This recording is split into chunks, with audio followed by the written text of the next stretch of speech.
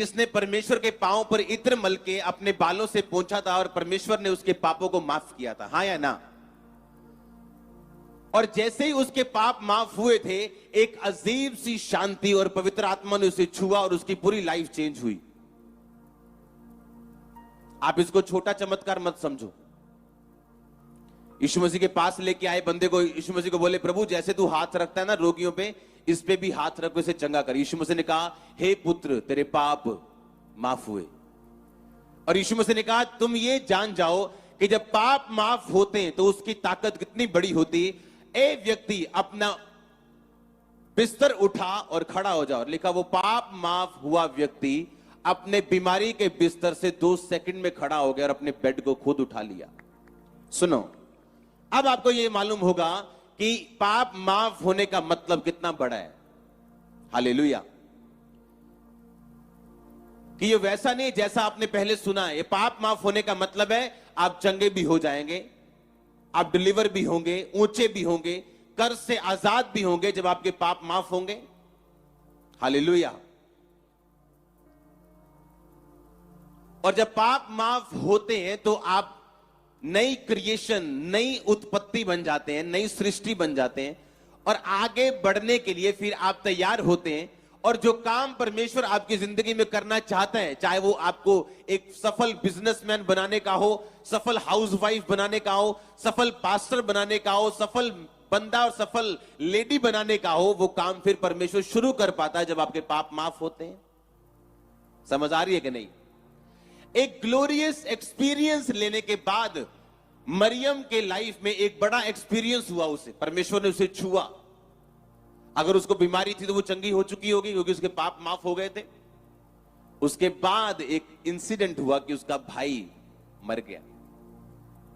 हां, आप इमेजिन करो, एक बंदा जिसकी लाइफ में बड़ा चमत्कार हुआ हो अभी अभी, और थोड़े दिन बाद उसके साथ एक दुर्घटना हो जाए। क्या उसके विश्वास के ऊपर यह अटैक नहीं था? आप समझ रहे कि नहीं? कि आज एक बंदा आगे टेस्टिमनी दे रहा है कि परमेश्वर ने मुझे एक नई लाइफ दी है, मेरे कैंसर था और मैं अपने कैंसर से फ्री हो गया हूं, और थोड़े दिन बाद उसके घर में बड़ी घटना हो जाए और वो सोचने लग जाए क्या परमेश्वर मेरे साथ है या नहीं, क्या परमेश्वर ने वो काम किया था कि नहीं। अगर किया था तो अब मेरी लाइफ में ये प्रॉब्लम कैसे आ गई, अब मेरा एक ही भाई जिससे मैं प्यार करती हूं वो कैसे मर सकता है। और बाइबल कहती, प्रभु यीशु मसीह को जब संदेश भेजा गया कि तेरा लाजर मित्र बीमार है जिससे तू प्यार करता है, तो बाइबल कहती प्रभु यीशु मसीह जानबूझ के 2 दिन वहां और ठहर गए और उसको चंगा नहीं किया जाके। आप ये बात ध्यान में रखो, एक ग्लोरियस एक्सपीरियंस होने के बाद, एक बड़ी गवाही लेने के बाद आपको परखा जा सकता है परमेश्वर के द्वारा। या शैतान आप पे अटैक कर सकता है आपके विश्वास को हिलाने के लिए। तो आपको यह ध्यान में रखना है कि परमेश्वर ने आपको छुआ था एक टाइम पर, आपको फ्री किया था, या आपके घराने को फ्री किया था। अगर उसने तब फ्री किया था, वो आज भी मुझे फ्री करेगा इस प्रॉब्लम से। तो आपको यह ध्यान रखना है कि एक ग्लोरियस एक्सपीरियंस होने के बाद, एक महिमा में एक्सपीरियंस होने के बाद, एक टेस्ट लेने के बाद परमेश्वर का आपकी लाइफ में तब भी टेस्ट आ सकता है। उस टेस्ट में आपका दिमाग कैसे है, आप सोचते क्या हो, परमेश्वर के साथ कैसे चलते हो, यह आपकी अगली लाइफ को निर्धारित करेगा कि आप कहां जाओगे। हालेलुया। कि ये वही मरियम थी जिसने अपने बालों से परमेश्वर के पांव को साफ करके साल्वेशन ली थी, मुक्ति ली थी, एक बड़ा एक्सपीरियंस लिया था, और उसी का भाई मर जाता है थोड़े दिनों के बाद। आपका टेस्ट आपको अगले लेवल पे लेके जाने के लिए होता है। आपकी चुनौतियां एक्चुअली में आपको बनाने के लिए होती, बिगाड़ने के लिए नहीं। हालेलुया। अगर आप आगे पढ़ो तो उसमें लिखा कि प्रभु यीशु मसीह ने कहा, आओ हम फिर यहूदिया को चलें। आप जानते हैं वो यहूदिया को जब जाना चाहता था दोबारा, अगर आप पिछला बाप पढ़े, यूहन्ना को दोबारा 10 बाप पढ़े, 9 बाप पढ़े, आपको यह समझ आता है कि 9 अध्याय 10 अध्याय में कि प्रभु यीशु मसीह यहूदिया से निकले थे जब परमेश्वर को पत्थरवा किया गया था यहूदियों के द्वारा। जब प्रभु यीशु मसीह ने कहा था मैं और मेरा पिता एक हैं, तो यहूदी लोगों ने पत्थरवा करने के लिए पत्थर उठाए और यीशु मसीह ने यहूदिया छोड़ के आगे चले गए, प्रचार किया। और बाइबल कहती जब लाजर बीमार था परमेश्वर वापस नहीं गए, जब वो मर गया तो परमेश्वर ने अपने चेलों से कहा आओ यहूदिया को चले। तो चेले पता क्या बोले, कहते परमेश्वर अभी तो वो लोग तुझ पे पत्थरवा करना चाहते थे, अब तो दोबारा वापस वहां क्यों जाना चाहता है। आप जानते हैं यीशु मसीह ने क्या जवाब दिया? यीशु मसीह ने कहा कि तुम्हें दिन में काम करना आवश्यक है। यीशु ने उत्तर दिया क्या दिन के 12 घंटे नहीं होते? यदि कोई दिन में चले तो ठोकर नहीं खाता क्योंकि इस जगत का उजाला देखता है, यदि कोई रात में चले तो ठोकर खाता है क्योंकि उसमें प्रकाश नहीं। कितने मेरी बात समझ रहे हैं? तो क्या आप रात में सफर नहीं करते हो? करते हो कि नहीं? तो क्या ठोकर खाते हो? क्या हर रात एक्सीडेंट होता है आपका? तो यीशु मसीह ने क्या कहा कि तुम अगर दिन में चलोगे तो ठोकर नहीं खाओगे, अगर रात में चलोगे तो क्या खाओगे? ठोकर खाओगे क्योंकि रात में प्रकाश नहीं। यीशु मसीह का मतलब ये दिन और ये रात नहीं थी जो आप समझ रहे हो।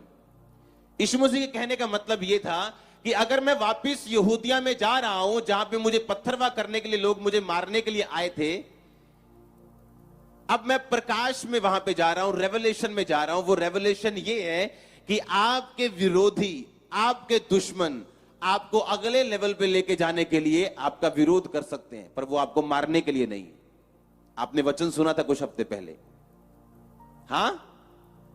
तो चेले बोले परमेश्वर वापस क्यों जाना चाहते हो? यीशु मसीह ने कहा अगर तुम रेवलेशन में चलोगे, प्रकाश में चलोगे, अगर तुम अंधेरे में चलोगे ठोकर खाओगे, तुम लोगों से दुश्मनी करोगे, लोगों के बुरी बातों के खिलाफ बुरी बातें करोगे, लेकिन मैं प्रकाश में चल रहा हूं, उजाले में चल रहा हूं। वो विरोध मुझे आगे बढ़ाने के लिए था, यहूदिया से बाहर निकालने के लिए था कि जब लाजर बीमार हो मैं वहां पे ना रहूं, ताकि जब वो मर जाए वापस आके मैं उसे जी उठाऊं। और लिखा उसके कारण जब लाजर जी उठाया गया मुर्दों में से, बहुत से फरीसी लोग जो यीशु मसीह में विश्वास नहीं करते थे, उस लाजर के जी उठाने के बाद यीशु मसीह में विश्वास किया उन्होंने। तो यीशु मसीह ने कहा मैं प्रकाश में चल रहा हूं, मुझे मालूम है मैं क्या कर रहा हूं, मैं क्यों यहां से निकाला गया था पत्थरवाह करके और क्यों मैं वापस आ रहा हूं। आप जानते हैं यीशु मसीह के साथ एक चेला था, थोमा। 16 आयत में देखा, तब थोमा ने कहा जो दिदमुस कहलाता था अपने साथी चेलों से, आओ हम भी उसके साथ मरने को चलें। क्या कहा उसने? आओ हम उसके साथ। इमेजिन करो ऐसी भीड़ जो आपके साथ, आपके 12 चेले आपके साथ हों और एक चेला बोल रहा है यार क्या मरवाने के लिए यीशु मसीह वहां लेके जा रहे हैं। कहता आओ, यीशु मसीह माने नहीं कि मैंने जाना है यहूदिया, कहता आओ हम भी उसके साथ मरने को चले। एक इम्परफेक्ट,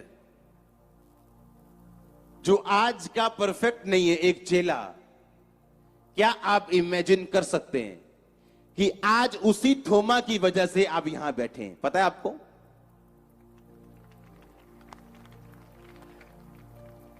जब मैं केरला में था और इंडिया की पहली चर्च देख रहा था, और उस पहली चर्च की नींव की मिट्टी मेरे पास है, और मैं उस चर्च को जब देख रहा था तो मैं सोच रहा था एक ऐसा चेला जो यीशु मसीह ऐसे जा रहे हैं, 12 चेले जा रहे हैं और पीछे सबसे पीछे है थोमा, कह रहा है आओ चलो मर चलिए मरण, इन्हें तो मरना ही, यहां नवी नाल मरवा देना इन्हें। क्या आप इमेजिन कर सकते हैं एक ऐसा चेला जिसको इतना विश्वास तक नहीं था कि आज आपके बचने का कारण होगा वो? इसका मतलब ये है आप जैसे भी क्यों ना हो, अगर आपने क्विट नहीं किया तो परमेश्वर आपको इस्तेमाल कर सकते हैं।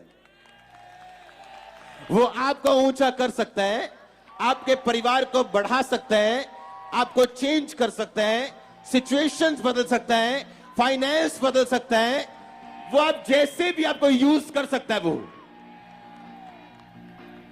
आप सोचो, आप आज अगर इमेजिन करो, अगर आज एक पास्टर अपने 12 सन को लेके जा रहे, पिछला 12 बोले कि आओ मरने को चले, तो मार खाता वो।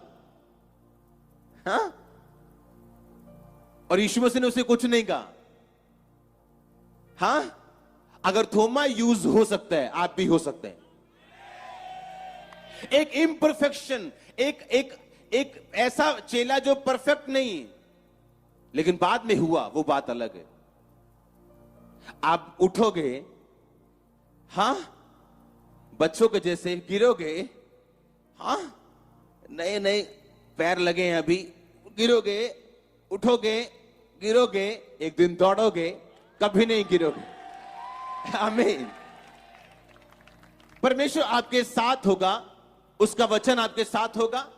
क्राइस्ट बॉडी, प्रभु यीशु मसीह की देह, प्रभु यीशु मसीह के चेले, उसके दास जो उसने ठहराए, उसका वचन जो उसने ठहराया आपके लिए, ये सब आपको परफेक्ट करेगा, ताकि जो कुछ परमेश्वर आपकी जिंदगी में करना चाहता है वो कर पाए। ऐसा चेला देखो जो कह रहा है आओ हम भी उसके साथ मरने को चलें। मतलब गाली दे रहा है परमेश्वर को वो एक तरह से, कि ना तो मुझे तेरी सुरक्षा पे विश्वास है, ना मुझे तुझ पे विश्वास है, ना तेरे दिमाग पे विश्वास है, मुझे तो यह भी नहीं लगता कि तेरा दिमाग ठीक ठाक है कि नहीं, कि तू मुझे वहां पे लेके जा रहा है जहां लोग तुझे अभी 2 दिन पहले पत्थर मारना चाहते थे, तुझे मारना चाहते थे, तू मुझे वहां पे लेके जा रहा है।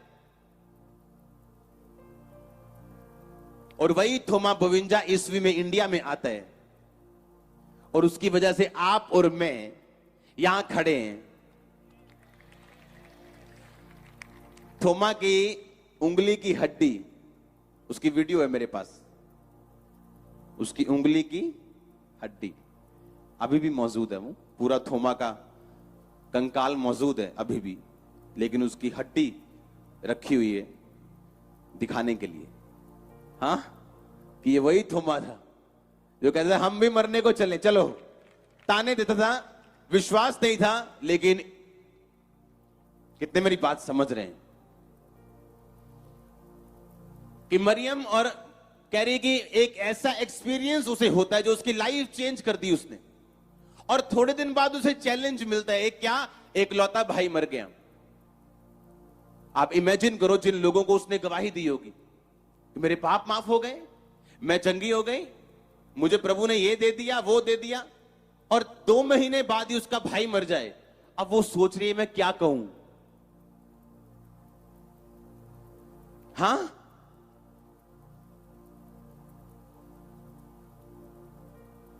और संदेश भेज रही परमेश्वर को, परमेश्वर भी हेल्प करने के लिए नहीं आ रहा। जब आपका पेपर होता है, हाँ,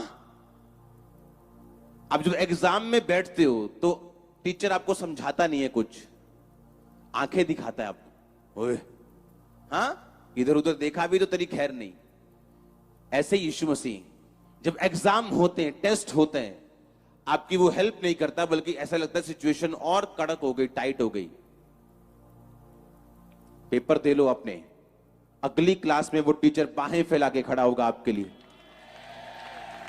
बाहें फैला के आपको जफ्फे डाल के आपको ऊंचा करने के लिए, प्रमोशन देने के लिए वो खड़ा होगा। कितने मेरी बात समझ रहे हैं?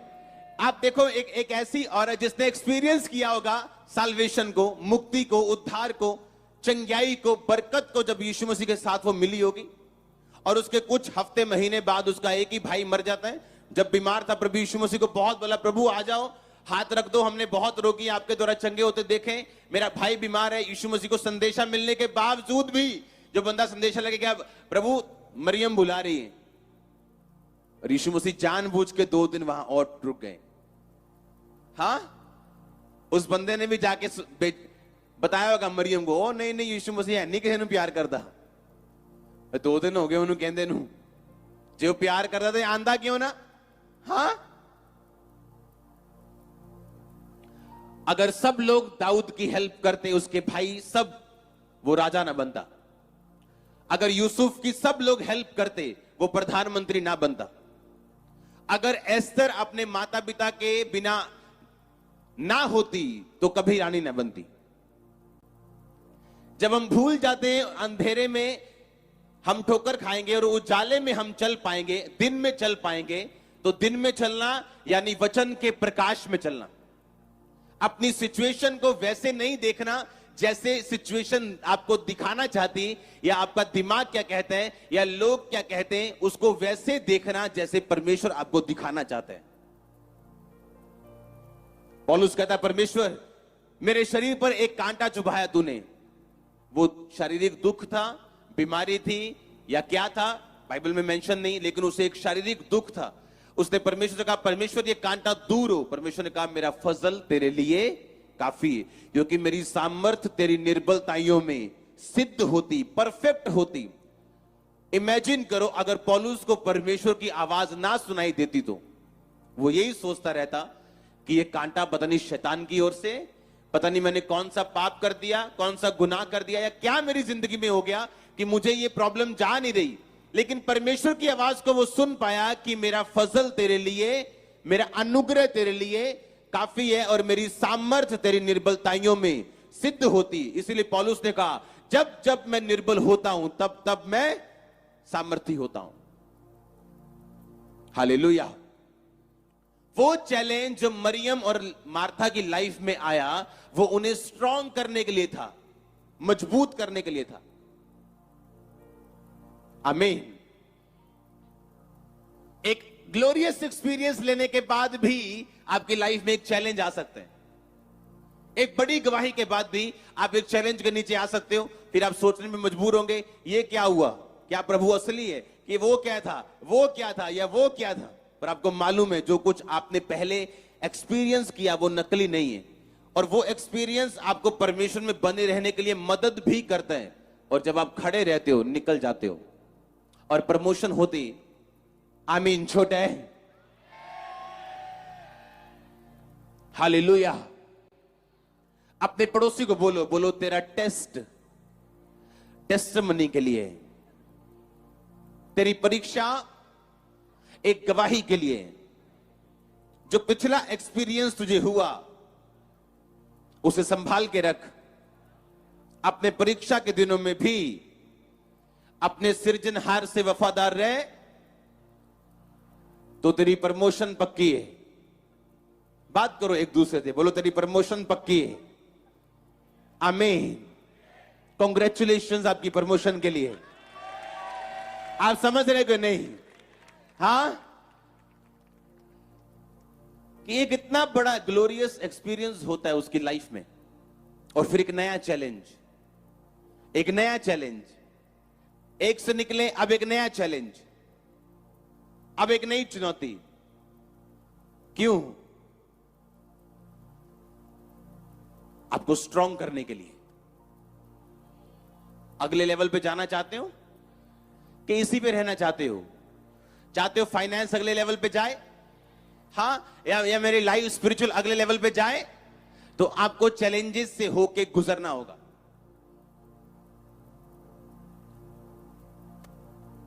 ये टेस्ट बुरी बात नहीं, टेस्ट में बहक जाना बुरी बात है। और फिर सवाल करना परमेश्वर पे, तूने ऐसा क्यों किया, तूने वैसा क्यों किया। अच्छा नहीं होता मेरा वीजा लग जाता। देख मेरे क्वांटी की कहते हैं, हाँ, God's time is the best time.